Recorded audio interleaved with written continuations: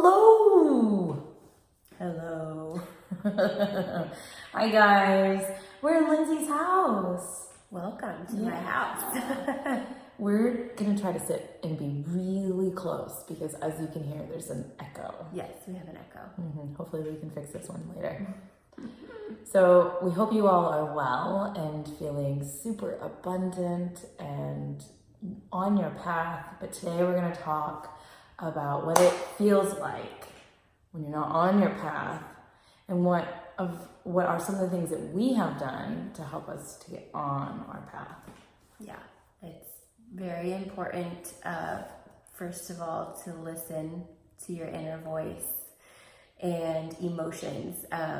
Emotions is such a big thing. When we are feeling emotions, they are little calls from our souls telling us that something is out of alignment or we need to pay attention to something that we are not paying attention to.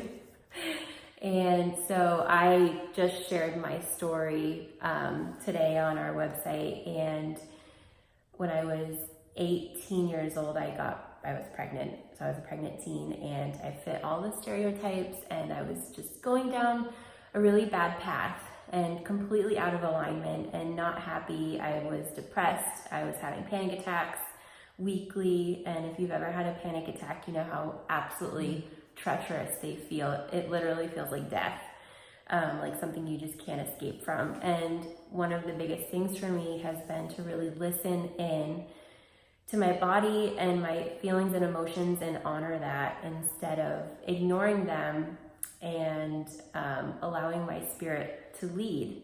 And when you really tap into that, you begin to strengthen it and you begin to go down the path of where your soul is leading you. So everything's here to serve us. Yes.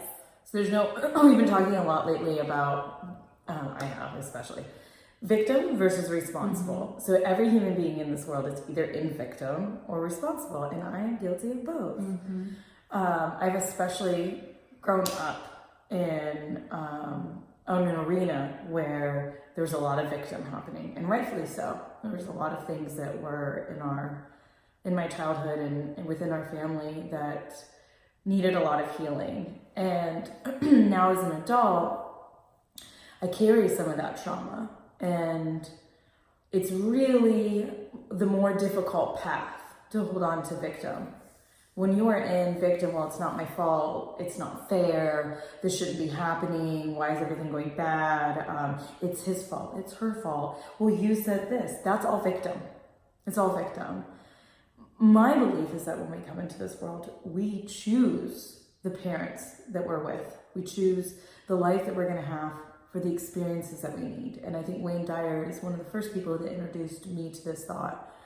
And when you really get down to the core, from the very first moment that you arrive in this world, that it was a choice.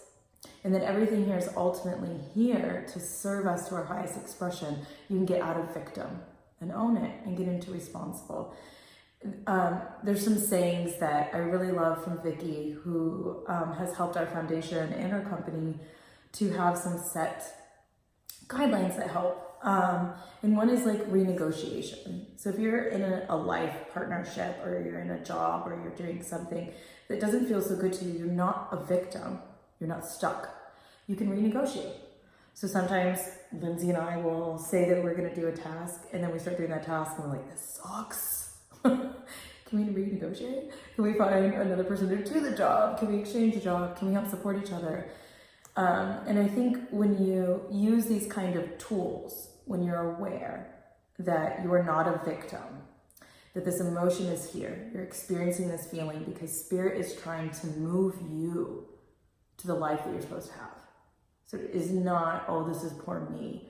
This is asking you to rise up. If things are uncomfortable, it means opportunities there. Yes, and it's all about perspective. We can have something happen to us and look at it from the victim mentality or from taking responsibility for ourselves and the way that we're responding to that. And that literally changes our entire lives. So I still, every once in a while, something will happen and I'll get triggered and I go back to victim. And I kind of allow myself, I was just telling Sarah earlier this past weekend, I was really triggered, and I went into I'm not good enough, and all of these feelings of not good enough that they pop up every once in a while. And the difference today is that I can kind of witness that part of me without judgment, allow myself to go through the motions.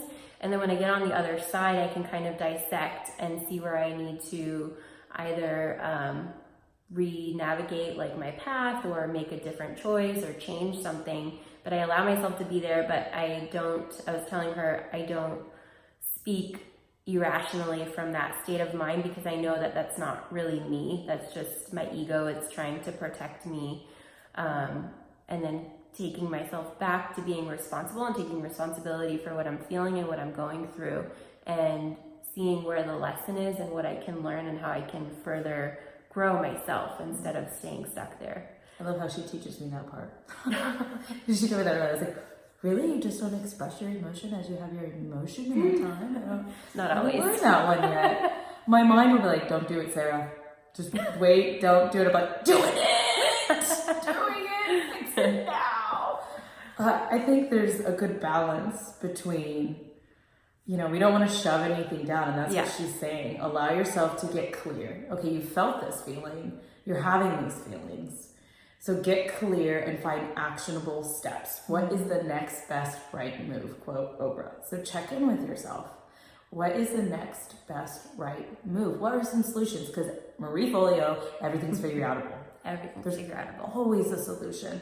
And it's always here to serve you. And it, you have her story and how she's overcome being in this situation where she didn't know what she was going to do, and she suffered from a lot of mental illness. And now we're in a mansion.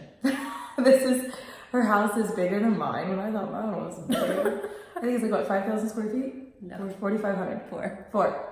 It's close. Mine's almost 4. Same thing for me. I grew up in line for food boxes. We were on welfare. I mean, during Christmas one year, my mom was amazing at manifesting, and she got Santa to deliver us presents through a program for poor people. And I had a lot of trauma growing up, and I ended up manifesting experiences that I would attract people that were going to hurt me. And so there's a long period of my life where I could easily have sat in victim. There's rape and being violated and being used and abused and taken over. But I was always attracting those people in my life. We know, and there's little signs that things are about to change. Maybe one day you just feel an insight from spirit that your job isn't the right job or something, and we choose to usually push past or ignore, and then it manifests and it festers.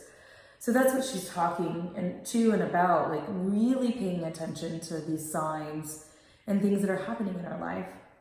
And making sure you get out of victim, because a victim only attracts more of that. Mm-hmm. And to add on to that, standing, which has been a theme for me, is standing in my power. And as human beings, if we are in victim consciousness, we are giving away our power. Mm-hmm. And nothing feels worse to me personally than feeling like I'm in a mental jail and I can't escape my own body or my own mind because I'm giving away my power. It's the worst feeling ever. I hate that feeling so much. So I consciously practice standing in my power and speaking my truth and owning that no matter what the repercussions may be, or if it's not popular opinion. It's me. It's how I feel in that moment. And I may not express it fully, but I completely own it. I love that. That's a fear of ours, deep in humans, in our culture, is to not be liked. Oh my gosh, for women, it often meant death. Like you were exiled or divorced, you had to not say too much, not, say enough. Like it was just look the way that you needed to be and look, otherwise you didn't survive. Yeah. So owning, that's another love quote from Vicky is, I'm not everyone's cup of tea and neither are you. And it really helps because you know what? Not everyone's, it doesn't matter. They say like 20% of Harry Potter's reviews are bad. What? Who hates Harry Potter, guys? But some people do. And that's okay. Yeah. We don't have to be everyone's cup of tea. Yeah, especially when you have each other. Yeah. Just find that person that loves you no matter what. So some actionable things that you can do today to get yourself out of this victim mindset is first catch yourself. We've caught ourselves. Oh, whoa, I'm telling you a story like, well, you didn't tell me, or you told me this. Like, catch that, that's victim. And just to add on that, you can know when you're in victim when it doesn't feel good, when it feels heavy, when it feels closed, when it feels trapped. Yeah. That feeling, depending on the circumstance, will be different for you, but just a not good feeling. If you're thinking things that don't feel good, that's when you may be like, oh, maybe I'm in victim right now. Ooh, that's so powerful. And that's noticing that even though something may not be working for you and that doesn't feel good, that's different than when you're in responsible. Okay, this isn't working, but it's expansive. Yes. I know there's a solution here. And Jackie used to say to me all the time, I'm going to meditate on that. And I was like, what? She's going to take a minute to think about something. What does that even mean? You don't just act on it? So take a minute. Like she's saying, gather yourself. Yeah. Note it and remind yourself. If you have to set reminders, this is an 8 thing, I'm quoting everybody today, set reminders in your phone that you are not a victim, you are responsible. And what are some key things you can do to help yourself feel responsible and that there's always something that you can do? Yeah. Your body language, how you stand, how you're holding yourself. They say before a job interview, you're supposed to stand like this, like 60 seconds. So you put your hands on your hips like this, like a superhero. So your body language, how are you holding yourself? Are you meditating? Are you taking the moments and time to think about it? Are you consulting Lindsey? Or Sarah. Yeah. Comment in the thread. Yeah. You know, what are some physical things that you can do that you guys are doing that help you to get out of that mindset and to find a solution? There's so many nonprofits. There's a lot of holistic, natural things you can do to help your mind. But breath work and meditation and these things are huge. Yeah. And don't be afraid to feel whatever it is that's coming up. Don't judge it. Just allow it. It's there for a reason. Just breathe through it. Take some deep breaths. Opportunity is knocking if it's uncomfortable. That means there's growth there. Yeah. So get excited and say thank you. Thank you. Yay. Yay. I'm going to do it on a different video because we took so long on this one. We tried to keep it short and sweet, but this is a really juicy topic. After I hang up here, I'm going to do a little sizzle video shot of this house because it's phenomenal. That's why we're echoing. It's so big in here. So big. And it's something that she has worked really hard with her husband to call in. So pay attention for the next fun video about what you can call in or attracting the good things in your life. Yes. Thank you guys for watching. No more toxicity. Take care. We hoped you loved that show. If you want to know more, then head over to our website where you can find everything from our toxic-free product line to our up-to-date newsletters. You can check us out at www.natureofnomore.com. Thanks for listening.